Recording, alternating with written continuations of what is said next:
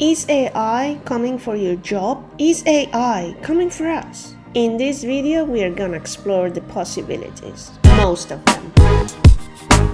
Welcome to the Peppy channel. I'm Peppy, your life coach. Today, we are gonna dive into technology and anxiety, its implications in our daily lives, and possible futures. If you are new here, welcome. Don't forget to subscribe so you won't miss anything.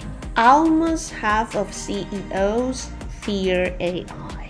I know, mind-blowing. They think that in 10 years we're gonna have something like Terminator or Battlestar Galactica. Yikes! However, one of the AI godfathers says that that's preposterous. AI has been portrayed in movies like The Ultimate Evil. You've got Terminator, Battlestar Galactica, iRobot. Gosh, how? It's easy to feel overwhelmed and anxious about unknown stuff. We fear the unknown. It's ingrained in our brains. Our brains love worst case scenarios because our brains want us safe. If you want to know more about how to overcome AI anxiety, you will find a link in the description and you will be able to pre-order my book at a cheaper price. Do it now. Isaac Asimov coined the famous 3 laws of robotics. A robot cannot harm a human being.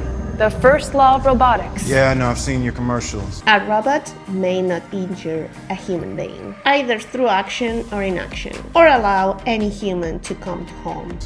But doesn't the second law state that a robot has to obey any order given by a human? Robots must obey orders made by human beings, with one exception, when it conflicts with the first law. Third law states that a robot can defend itself.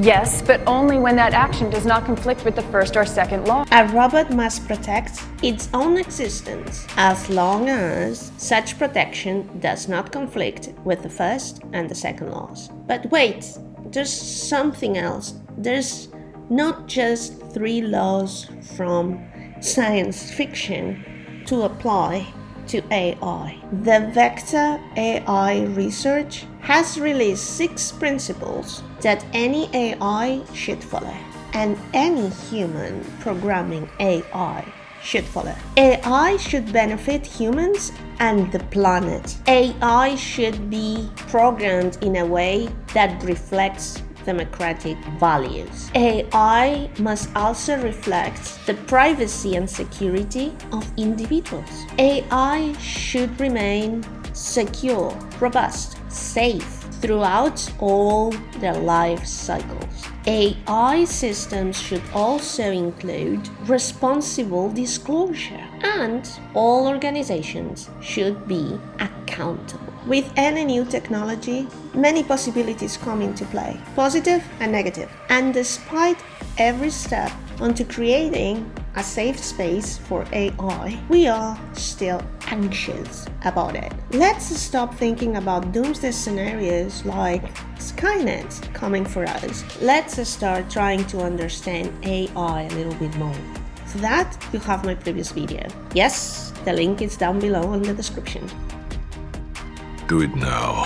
AI is not something mythical, arcane, or difficult to understand, really. It's a tool, and like many other tools, we can use it for good or for nefarious purposes. For example, a hammer is just neutral. It's a hammer. You can either use it to build a house or to destroy one. It's up to us what we do with this new technology. What we need to do right now is to try to understand what it is and to befriend it. So if your job is threatened by AI in any way, don't despair, don't let fear or anxiety freeze you. You can find another way. Think about audiobooks and narrators. Cloning a voice, it's possible right now. And there are many places that offer you the possibility of cloning your voice to read books. As a voice actor, that sounds really bad, doesn't it? You cannot use yet 100% human-like narrator for audiobooks yet, but it will happen. Many voice professionals have decided to clone their voices, so when the change arrives, they have a shot. You will have two-tier business here.